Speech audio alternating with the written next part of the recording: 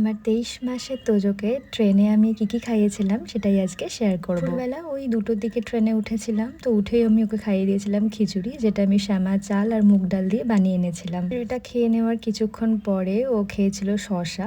শশা কেটে দিলে এরকমভাবে খায়, ওর খুব পছন্দও করে। শশা খাওয়ার 1 থেকে 1.5 ঘন্টা পরে, মানে ওই বিকেলের দিকে ওকে আমি দিয়েছিলাম একটার আগে বিস্কিট আর একটার আগে চিপস। তো এটা আমি ফার্স্ট টাইমই কিনেছি ওর জন্য ট্রেনে দেবো বলে। সারা দুপুর যেহেতু ও ঘুমায়নি, মানে ওকে ঘুম পাড়াতে পারেনি, তাই ভাবলাম রাত্রের খাবারটা একটু তাড়াতাড়ি খাইয়ে দিই, কেন কি ও তাড়াতাড়ি ঘুমিয়ে পড়বে।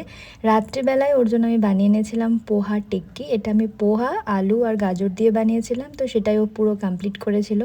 আর এটা খাওয়ার পরে ও শুয়ে তো পড়েছিল, কিন্তু বারবার ঘুম থেকে উঠছিল, তো সারা রাতই বারবার উঠেছে। তো যেহেতু অনেকটা আগেই ওকে আমি ডিনারটা করিয়ে দিয়েছিলাম, তাই মাঝরাতে উঠে ও 2টো কলা খেয়েছিল, যেটা আমি রেকর্ড করিনি। সকালে ঘুম থেকে উঠে ও খেয়েছিল একটা খেজুর, কলা আর একটা বিস্কিট।